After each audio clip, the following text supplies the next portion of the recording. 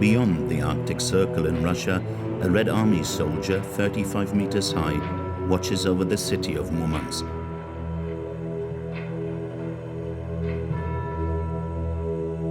Located in the northeast of the country, Murmansk is the largest port in the Russian Arctic. It is also home to a huge military naval base, housing half of the Navy's nuclear submarines, and a fleet of nuclear icebreakers.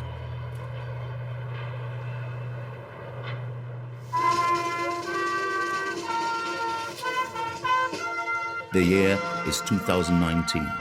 Today, the renowned city celebrates the launch of the world's first floating nuclear power plant. The academic Lomonosov.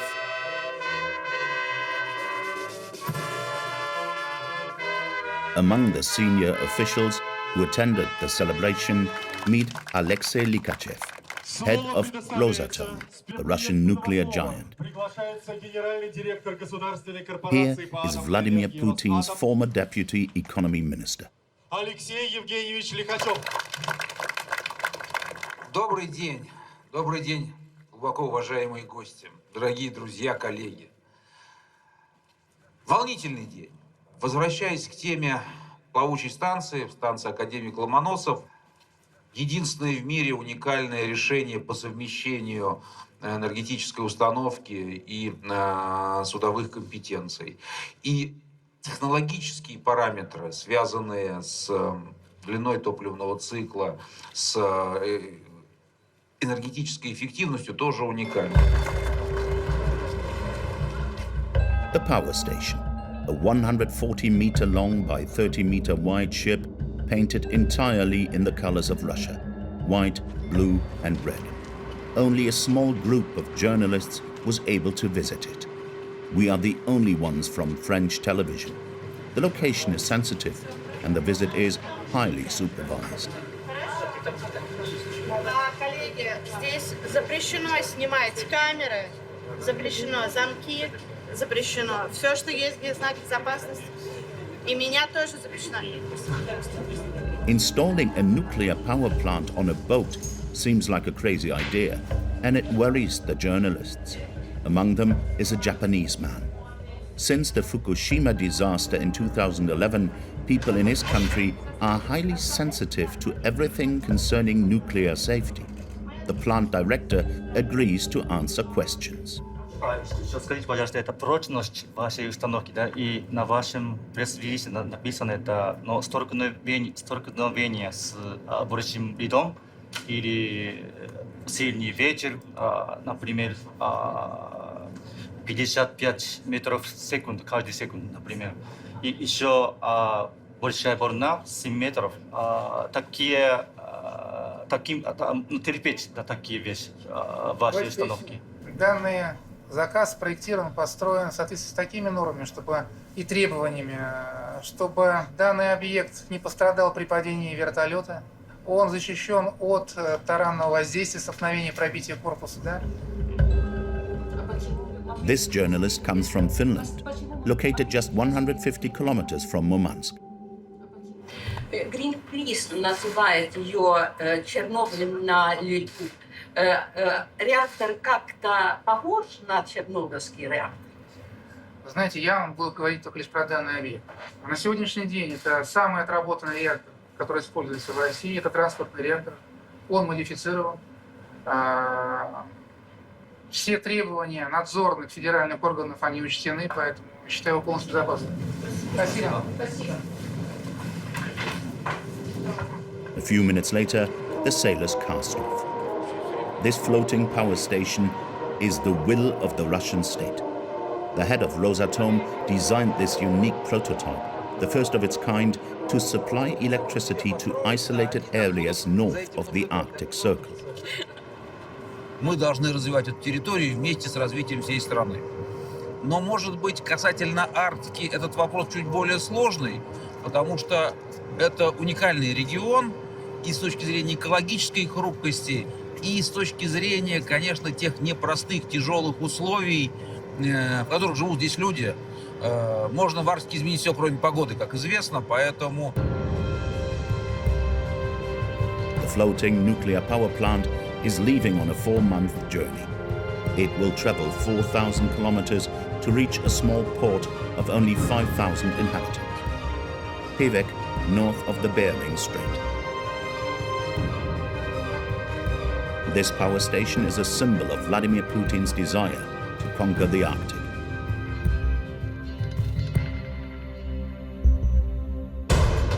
The Arctic is the world's new El Dorado.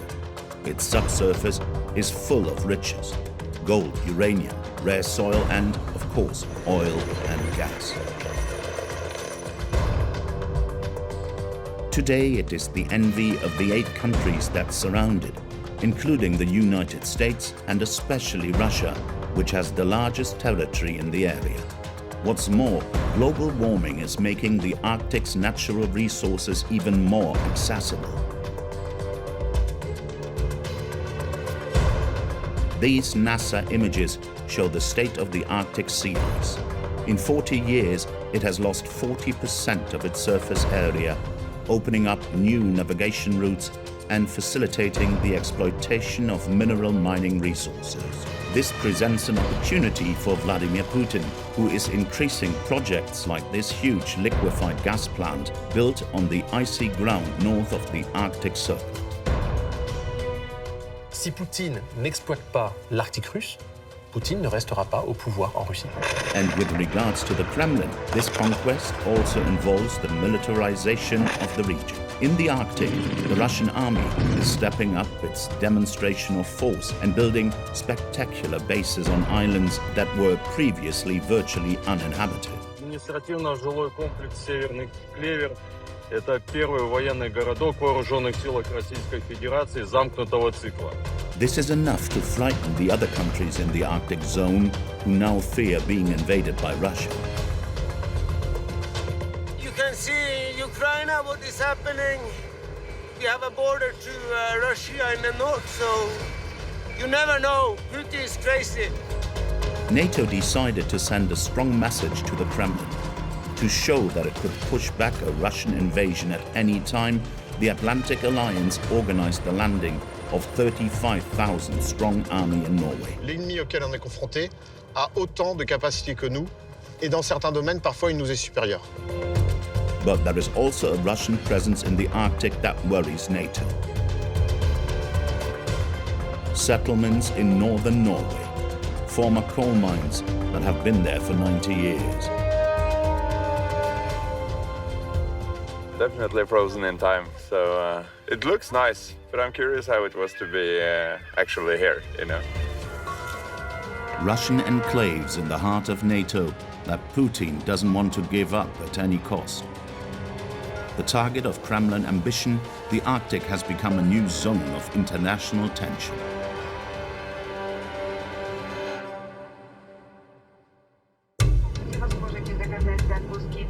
Two years after its launch in the port of Murmansk, we were allowed to go and see the floating nuclear power plant. This was before the war in Ukraine. To reach the confines of the Russian Arctic, we will need 2 days of travel and no less than 4 planes. We are meeting at Magadan Airport in the Russian Far East. To reach the Arctic Circle, Rosatom, the nuclear giant, has chartered a special plane.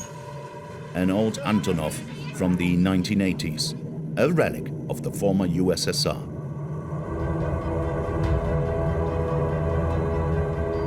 A propeller-driven aircraft capable of landing on short runways and in extreme weather conditions. Inside, Rosatom officials and a dozen journalists. Some Westerners, but also Russians, as it is the first time the media are given access.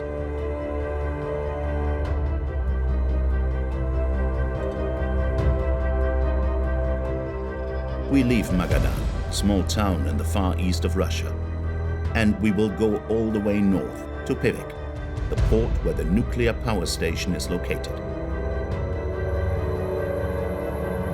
A 5-hour flight over nearly deserted areas.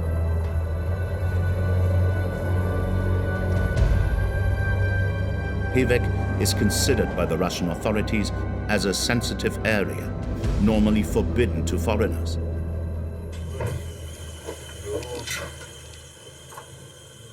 To get here, you need a special permit validated by the army and the FSB, the Russian Secret Service.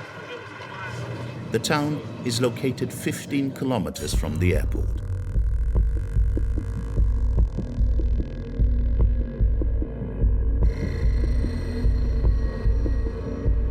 We walk along ruined buildings and disused factories. The region was famous for its uranium mines, where the prisoners of the gulags worked. And suddenly, at a bend in the road, the floating nuclear power plant appears, moored at the entrance to the town.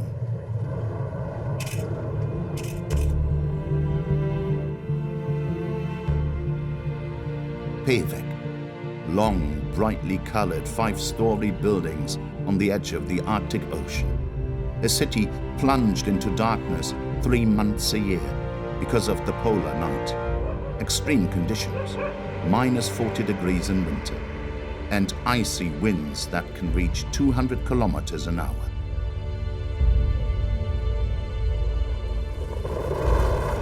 – 5,000 people live here in this remote part of the world. Meet Nadia. Рыба, мама сейчас будет ее здесь с вами мариновать. Вот кто будет приправу? Вот смотри, Кристиан. Я. Вот приправу будем посыпать. Рос, слезь, дочка. She lives here with her husband and their 3 daughters. Ой, Юлька переда. Ну давай рукой, давай чуть-чуть. Давай. Мам, вот так? Да. Рукой, мам? Мам, рукой? Давай. And then you would have to go and wash your hands. The family has lived here for 10 years. The husband, Paul, is an engineer in a gold mine. Nadia, who did a part of her studies in the United States, has had to learn to adapt to the constraints of life in the Arctic, the extreme cold, but most of all, the food supply. Well, we don't have like farming or gardening here in our area because the summer is so short and we cannot grow any food from the ground. So all the food is brought here by ships from the end of July to I think November. It's in our area, it's called navigation. The big ships are coming over. They bring everything. They bring food, clothes, and they must bring enough food for the entire year. And during winter time?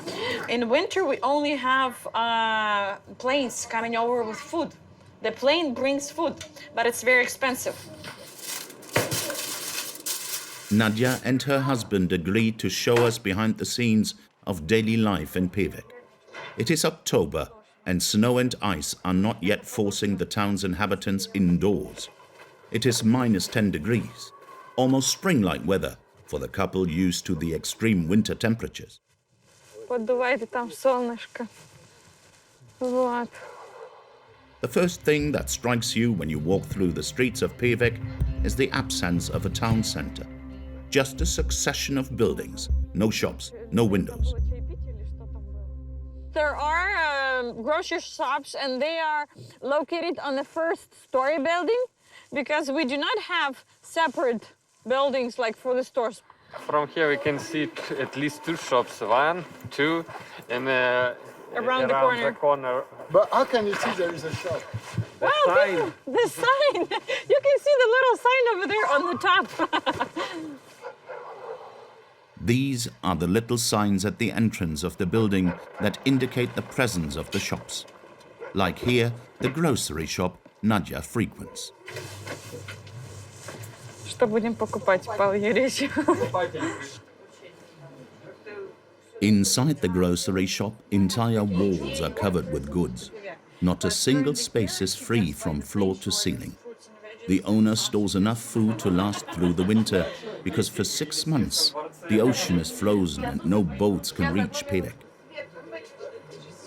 This morning, she's worried because a 20-ton container of food she ordered has still not arrived.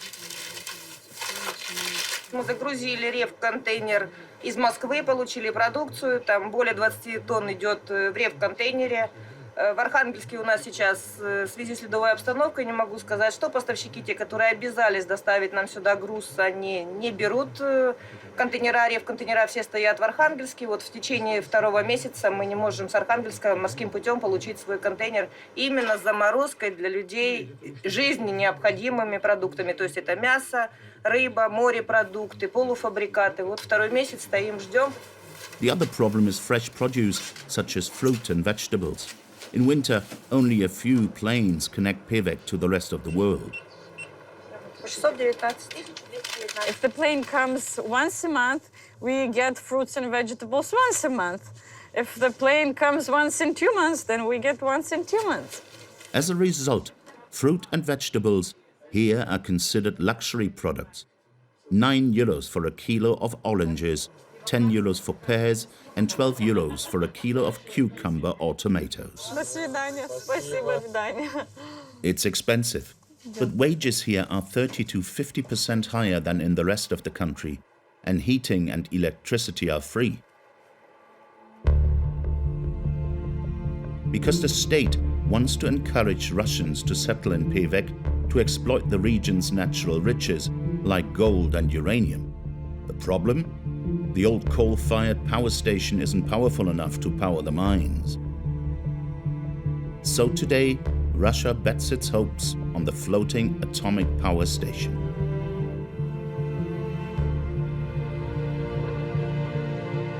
The ship is moored on a special pontoon. Articulated arms are used to stabilize the vessel in case of rising water levels. The reactor was activated in December 2019. Inside, a labyrinth of corridors and pipes.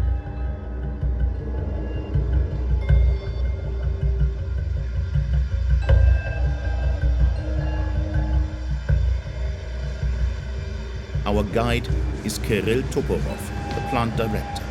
Стоит по хранению отработанного ядерного топлива. А здесь центральный отсек, здесь как раз реакторные установки. He takes us to the heart of the nuclear power plant.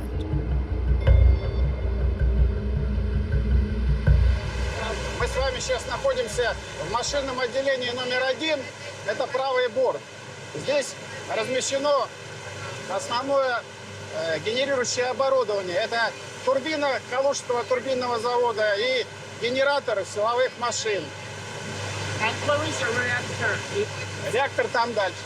Там дальше. За стенкой. Rosatome's engineers and workers aren't used to having cameras on board. And it stressed them out a bit. Снимают нас. Там сверху что снимали, я сейчас директор занесу. Я думаю, мы скинем сейчас всю эту информацию, и она будет у нас еще. На директор ноутбук сейчас. Ну, то есть там проверить, что можно показывать, что нельзя мы показывать. проверим. On the other hand, there's no problem with filming the relaxation areas provided for employees, such as this gym. A total of 130 people work here full-time, some sleeping on the port and others inside the plant itself.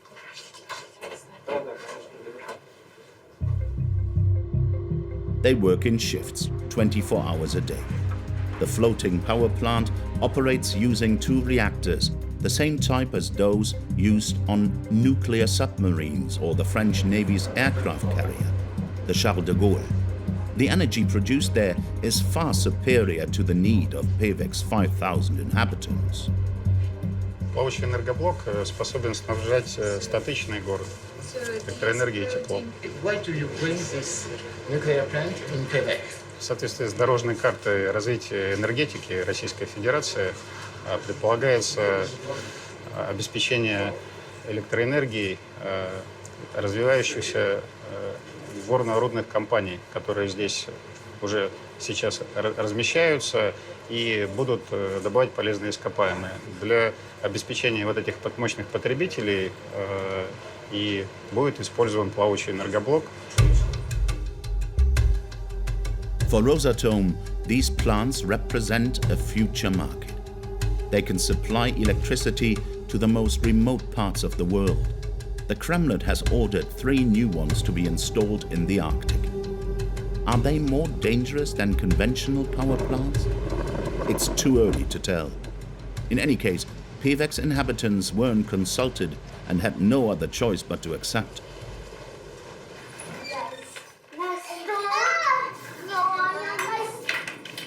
Are you sometimes afraid? Afraid? At the beginning, I was. At the beginning, I think everybody was afraid because this is something new we've never seen. We haven't heard how this thing works, you know? Everybody was afraid. But with time, everybody got used to. A peaceful machine is over there, and we're all hoping that it will produce energy and heat and electricity for our region, for our area, and we're hoping for that and praying for safety. We're praying for safety of that floating plant and for the safety of our area. Nadja and Paul are choosing to think about only the positive aspects of the arrival of the power station. Но я думаю, это хорошо, потому что, опять же, надеемся, что это очень хорошо влияет на экологию, по крайней мере, если сравнивать нашу ТЭЦ, которая на углю и черный дым идет, то это как бы чисто. Люди приезжают работать, рабочие места образовываются, и у нас тепло дома, у нас свет горит, и я думаю, это хороший проект для такого отдаленного региона.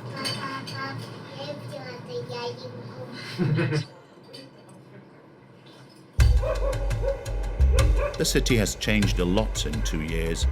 The secondary school and 6th form have been renovated.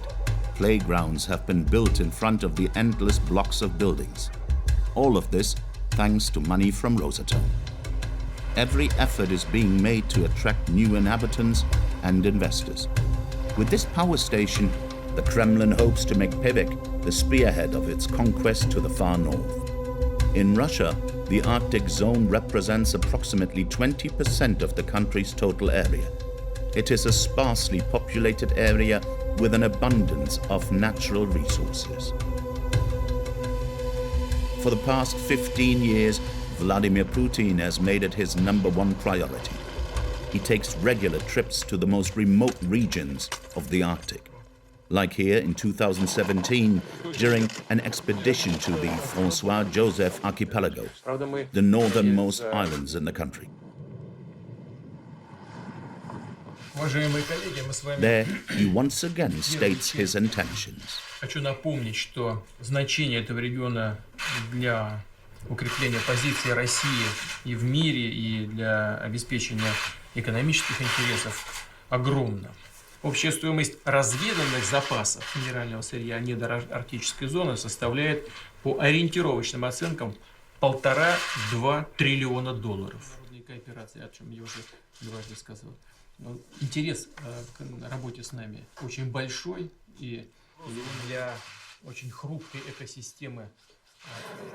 For Mika Meret, this figure is far from being overestimated. A teacher at Sciences Po, Meret specializes in the geopolitics of the poles. According to him, exploitation of the Arctic is of paramount importance to the Russian government. Comme la Russie est une économie extractive dont la valeur ajoutée, c'est tout simplement extraire des choses du sol et les vendre à l'étranger, eh bien, tout simplement, il faut aller vers le nord. Pour la Russie, c'est absolument indispensable. Si Poutine n'exploite pas l'Arctique russe, Poutine ne restera pas au pouvoir en Russie. Les choses sont très claires. C'est-à-dire qu'aujourd'hui, l'Arctique est le premier gisement de croissance pour l'ensemble du système des oligarques russes. The Putin era's most spectacular achievement can be found on the Yamal Peninsula, 600 kilometers north of the Arctic Circle. A gigantic industrial plant built on stilts on the permafrost, the Arctic's frozen ground. Its purpose? To exploit the region's gas deposits and export liquid gas to the entire world. thanks to giant ships, LNG tankers that can sail through the ice.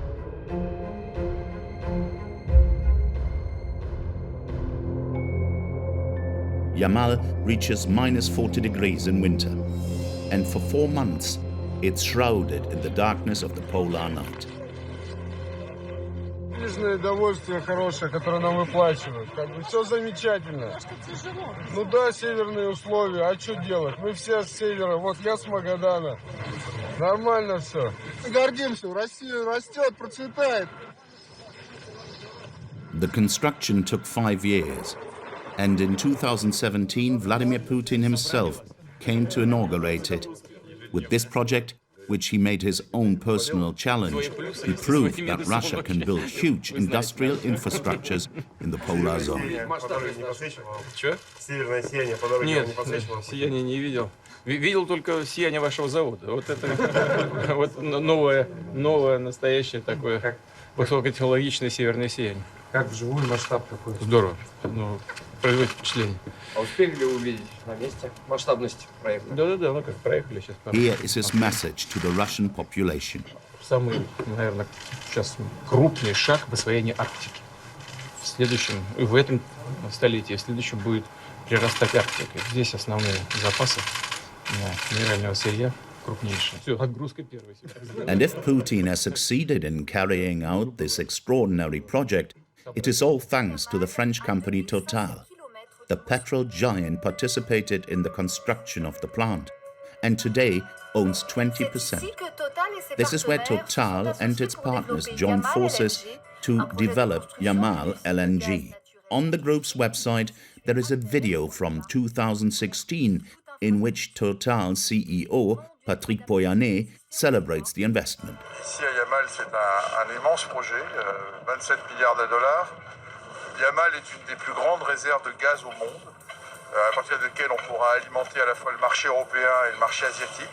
Le gaz étant l'énergie du futur qui va se développer, nous allons, grâce à ce projet, trouver des nouvelles bases de croissance pour le futur pour notre entreprise.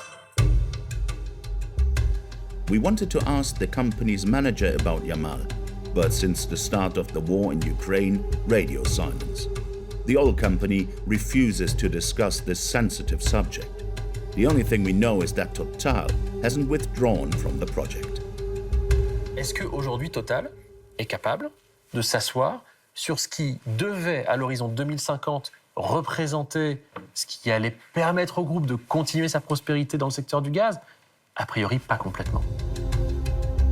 The Russian Arctic is thought to contain 20% of gas reserves yet to be discovered on the planet.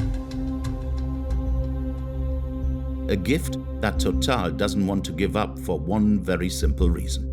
Pendant que la Russie est mise au banc des nations occidentales et que les entreprises européennes sortent de l'Arctique russe, que les gouvernements demandent à leurs entreprises de sortir de l'Arctique russe ou de Russie en général, il y a des gouvernements sans scrupules qui disent « c'est pas grave, moi je prends la place ». Il y a les Japonais, pour lesquels c'est trop important d'être en Russie par rapport à la ressource énergétique. Il y a les Coréens, pour la même raison. Et puis il y a d'autres encore moins scrupuleux, comme l'Inde, comme la Turquie, comme l'Arabie Saoudite et plein d'autres, qui disent à leurs entreprises, au contraire, allez-y, ces ressources sur lesquelles vous espériez mettre la main et que les Français, les Italiens, les Belges, Néerlandais, ce que vous voulez, ont pris, maintenant qu'ils sont partis, qui va la chasse perd sa place, allez-y. Et ils y vont. Today in Yamal, new gas projects are already underway, and the Kremlin is only accelerating the construction of icebreakers. Because thanks to the melting of the ice pack, a new sea route has appeared. The Northeast Passage, allowing cargo ships to link Asia to Europe via the south in 20 days instead of 40. A sea route the Kremlin wants to control. For this endeavor, Putin has begun to remilitarize the whole region. In less than 15 years, former military bases of the USSR have been renovated and 4 new ones built, one of which is located on the island of Kotelny. This is the Northern Clover, the largest and most spectacular base, painted in the nation's colors. It is the undisputed pride of the Northern Fleet the army controlling the entire Russian Arctic. Административно-жилой комплекс «Северный Клевер» – это первый военный городок в вооруженных силах Российской Федерации замкнутого цикла, построенный по самым современным технологиям. The base can accommodate up to 250 men. The Ministry of Defense has invited around 20 journalists to the base, both Russian and Western. On the program, a demonstration of Russian strength. And a presentation of the latest model of missile truck. Береговой ракетный комплекс «Бастион» предназначен для поражения надводных кораблей противника. Дальность до 400 километров. The message of this organized visit is crystal clear. The Kremlin wants to show the world that the Arctic is its newest hunting ground. But NATO won't sit back as Russia presents itself as the only dominant power in the region. A spectacular display is on the way.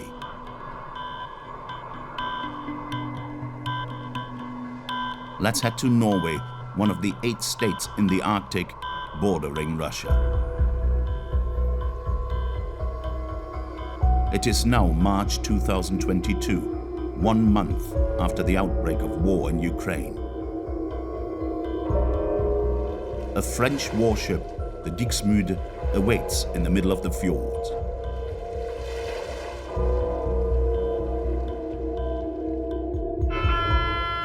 Menace missile. Altitude 200, heading 150. Unknown aircraft, your intentions are not clear. You're approaching a coalition warship. La piste vient de breaker à l'ouest.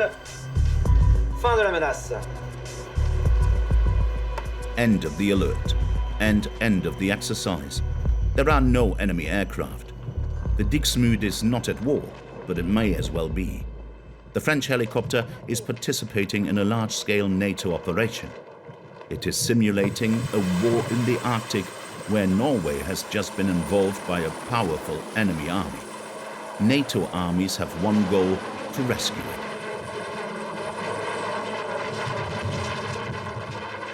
The mission is called Cold Response. Its aim: to train NATO armies to fight north of the Arctic Circle. Radar, est-ce qu'on a des pistes sur la prochaine route? Captain Emmanuel Mokar is in command of the Dixmude. He considers the exercise more than justified. Today, the French Navy has to be completely ready to conduct combat in the open sea, in the Arctic or elsewhere. Dans les espaces maritimes, ça fait quand même 10 ou 15 ans qu'on s'aperçoit que les relations entre les États se durcissent et que le combat naval est redevenu une hypothèse de travail. Vraiment. On sent les rapports qui se durcissent. En tout cas, ce qui est sûr, c'est qu'on insiste à un réarmement naval de nombreux pays à travers le monde. Et on sait que les tensions sont présentes. Bonjour à tous. Repos. Allez, c'est parti. And in the fjords, the ship's captain really will be conducting a war operation as he organizes the landing of a French army regiment on a Norwegian beach. On board the ship are 300 men of the 1st Rima, the regiment of Marine Infantry, and more than 80 combat vehicles, including 3 AMX-30 tanks. The Dixmude is not only a helicopter carrier, it also has landing crafts. With the tanks on board, they speed along the fjords at almost 50 kilometers an hour.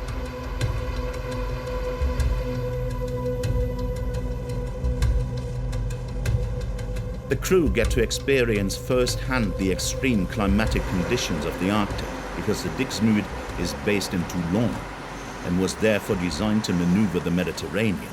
Ça va, c'est pas trop dur de travailler dans ces conditions, hein? On s'adapte. Le tornado n'empêche.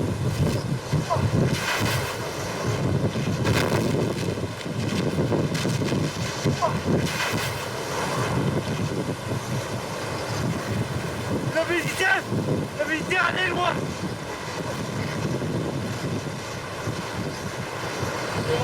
C'est pas facile à l'armée. Ah ouais. C'est un engagement de 8 jours.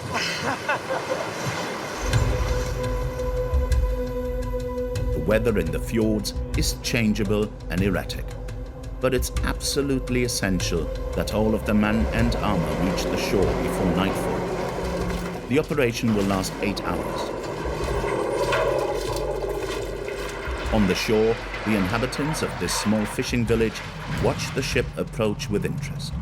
Since the start of the war in Ukraine, the Norwegians who live here have been wary of a possible Russian invasion. I don't want to think about it, but I think about it more than I want. We are a small country. We are a long country, but not so many people. And Russia is big. So yes, I think about it. So NATO is more important now? Yes. We are very happy that NATO is around here. Why are you really happy? Yeah, you can see in Ukraine what is happening. We have a border to Russia in the north, so you never know. Putin is crazy. Putin, crazy man. So it means you feel safer? Of course, of course. At the same time, only 20 kilometers away from the French arrivals, more soldiers are landing on the beach. These are the US Marines, coming directly from North Carolina with their amphibious vehicles and their well-practiced speeches. I think the Marine Corps is always ready, regardless of the status in the world. The United States Marine Corps is a force in readiness. We are ready at a moment's notice to act anywhere around the globe. And that's why exercises like cold response are so important to who we are. We are prepared, ready, postured, and prepared to operate in the high north when needed. 35,000 soldiers from 28 allied countries are taking part in this operation. Here, they'll face a genuine enemy. Hiding in the mountains, in ambush, appear the Norwegian army, playing the role of the bad guy. Their tanks are equipped with thermal cameras, and their camouflage techniques are perfectly adapted to the Nordic environment. They are ready to confront the NATO troops.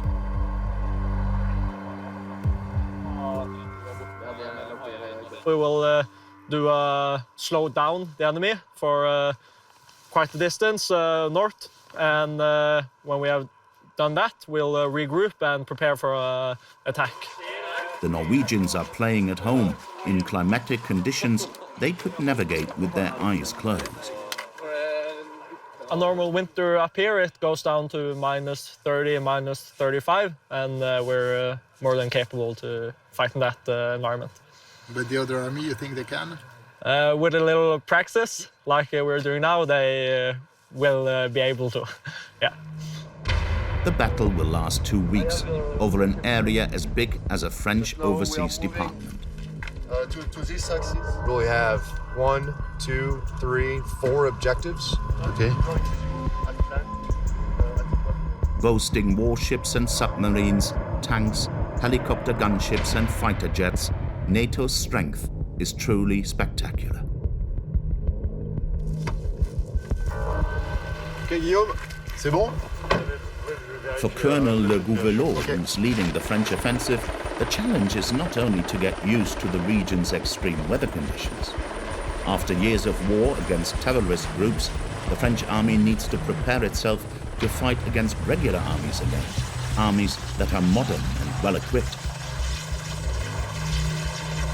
On a fait beaucoup d'opérations en Afrique, en Afghanistan, etc. C'était pas du combat haute intensité. Donc là, on se réoriente vers du combat de haute intensité, vers la confrontation avec un ennemi qui est à parité avec nous. Et en ce sens, finalement, cet exercice, c'est exactement ça. C'est-à-dire que l'ennemi auquel on est confronté a autant de capacités que nous, et dans certains domaines, parfois, il nous est supérieur. The enemy everyone is thinking about is, of course, Russia. But for diplomatic reasons, none of the soldiers on the field refers to it. In Paris, at the Ministry of Defense, the discourse is far more direct. For General Lani, spokesman for the General Staff, the development of military force is sending a direct message to Moscow. L'Arctique est un espace de compétition, ce n'est pas encore un espace de confrontation ou d'affrontement. Aujourd'hui, c'est un espace de compétition. C'est un peu comme le jeu de Go ou un jeu d'échecs, suivant ce qu'on choisit. Et en fait, chacun place ses pions. Ce que font les Russes en ouvrant des bases ou en montrant ce dont ils sont capables, ce que fait l'OTAN en montrant ce dont elle est capable.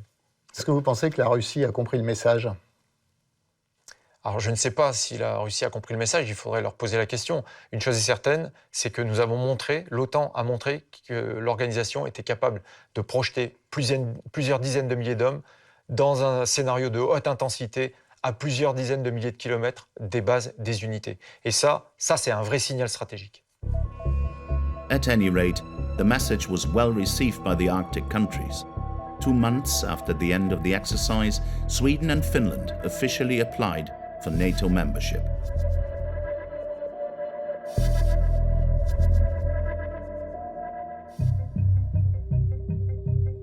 But there is also a far more discreet Russian presence in the Arctic. Today, NATO is worried about 2 settlements in the heart of Norway. Barentsburg and Pyramidal are located in the heart of the Svalbard archipelago.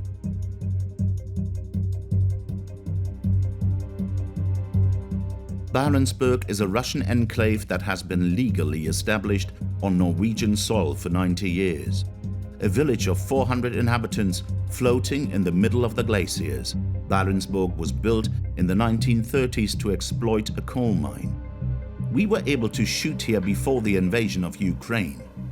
Everything here reminded us of the motherland, the Orthodox Church, the colorful low-rise buildings typical of contemporary Russia, and right in the middle of the main square, Lenin's bust.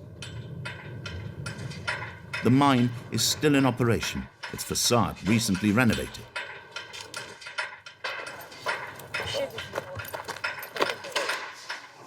Ну что, здравствуйте. Меня зовут Руслан. Я шахтер.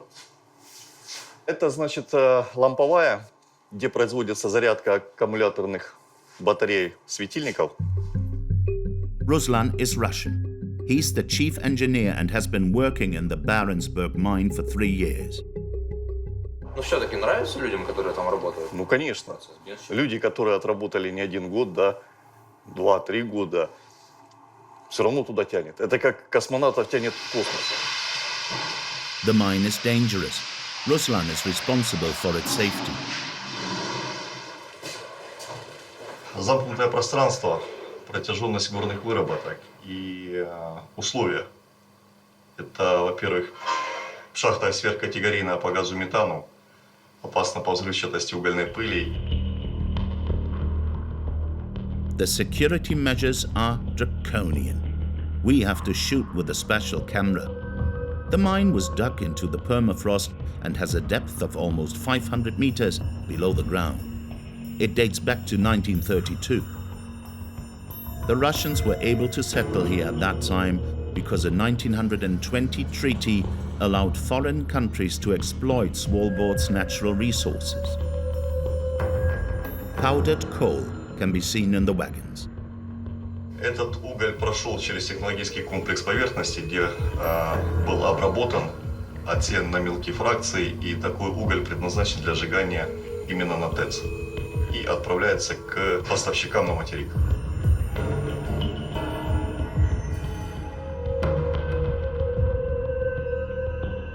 "130 miners work here 24 hours a day.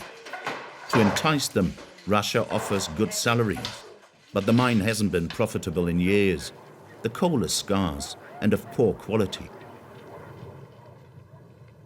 In fact, it's mainly used to provide heat and electricity to the town. But the Russians will never give up this strategic position in the heart of Europe.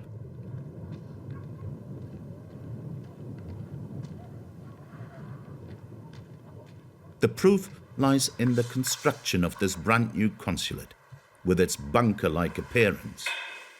Inside, a marble staircase and a small fountain can be found. The owner of the building is a peculiar-looking consul named Sergei Gushin. Appointed in 2018, Gushin is now 51 years old. Usually, consuls who came here, they were near their retirement, so they were quite old people, and it was their last assignment, and then retirement. But you're very young. Yeah. I mean, you're very young. You're young. Because it was my dream to come here. According to the 1920 treaty, the Russians only have the right to retain the colony if they have economic activity there. So the consul had a brilliant new idea to develop tourism in the area. This coal mining is getting less profitable each year, and 3 years since 2015, there's been more profit from the tourism than from coal mining. So tourism is growing, coal mining is decreasing, but still we have to have this coal mining operations because it's our, a fundament for our presence here. In a bid to attract tourists to this remote part of the world, the Russians have decided to exploit a spectacular, remarkable place. Another Russian colony in Svalbard is located just 3.5 hours by boat from Barentsburg. Every week during the summer season, a boat takes tourists on an unforgettable journey back in time. There you see leftovers of a hunting cabin. There. They date back to different times. On board is Tobias, a German guide who has been working in the archipelago for 10 years. He shows tourists buildings along the coast that were built by Russian pioneers. Their presence on the archipelago goes back over a century, and Tobias has his own ideas about how Russia have managed to hold on to Svalbard for so long. Now when the glacier retreat, the glaciers, there will be more things to find, I guess. So even, maybe even more coal, minerals, I don't know, maybe even gold, maybe oil, I don't know. So maybe there's a reason there because why they want to be like here and be present. And as soon as you leave a place forever, it's hard to get back again, right? The boat arrives at its destination, an almost abandoned port, littered with rusty cranes and industrial ruins.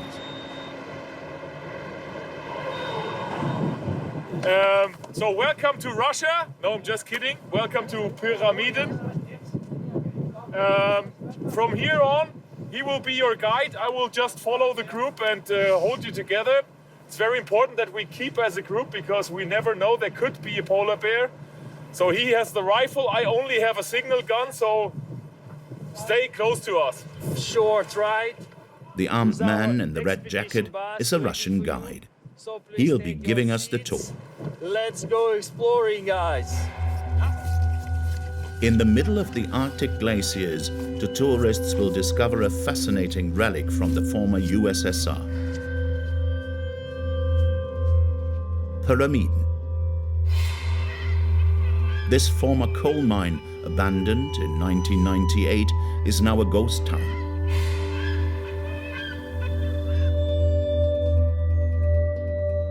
Here, time has stood still.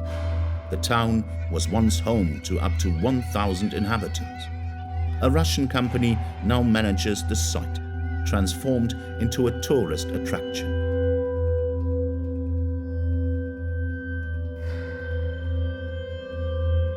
Every year, 20,000 tourists come and battle the extreme weather conditions to see what life was like in the USSR era. В группе там тоже. Поэтому все было прибрано более-менее для... Ivan is one of the 10 Russian tour guides. He always starts his visits with the bust of Comrade Lenin. As soon as we're gonna enter the stairs to the culture house and you face the view over there, then you will realize that this comrade having the best view ever in the world. Let's go, gentlemen, to the northernmost school and kindergarten. Yeah, that will follow you with the great emotions.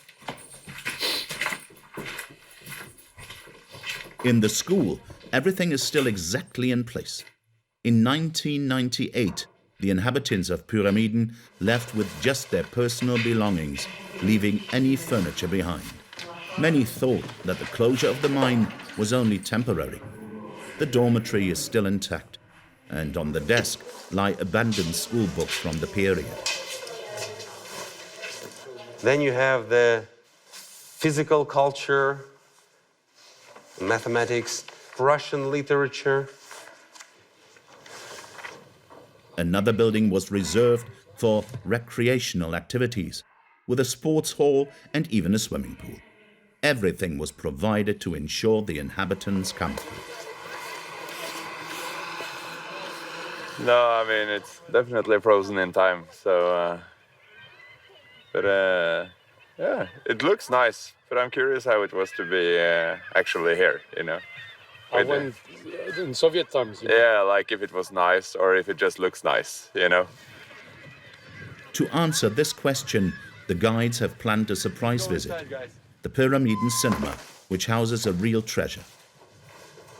So this is the storage of a judgment day. If everybody will left, we're going to be placed over here. We're going to hide in here. A total of 600 films from the Soviet era are stored here. Invaluable nuggets of information, perfectly preserved thanks to the extreme cold. Stanislav is in charge of restoring these films. Stanislav man, as a Spider-Man, goes up.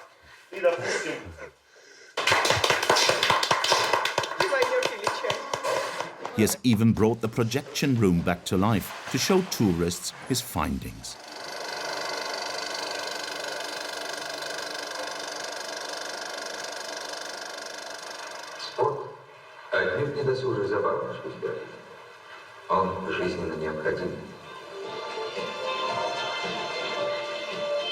Propaganda films made in the 1980s encouraged Russians to come and work in Pyramiden. They promised the perfect life, wealth that the Russians could only dream of because at the time they had nothing. School and healthcare were also free, and more importantly, miners could earn up to 7 times the national wage in the Soviet Union.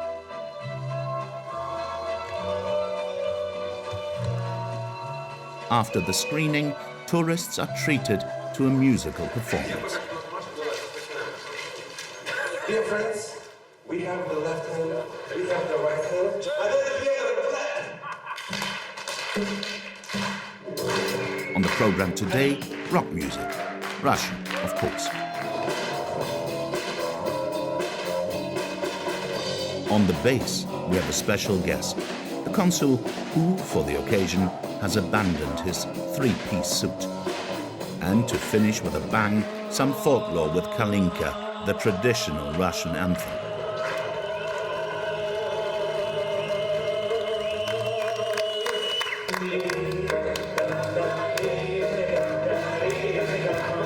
Well, that was before the war in Ukraine. Today, tourists are rare because Norwegian ships have decided to stop sending their ships to this destination. As for the Russians, they've not budged and seem more determined than ever to keep their colonies in the heart of Europe.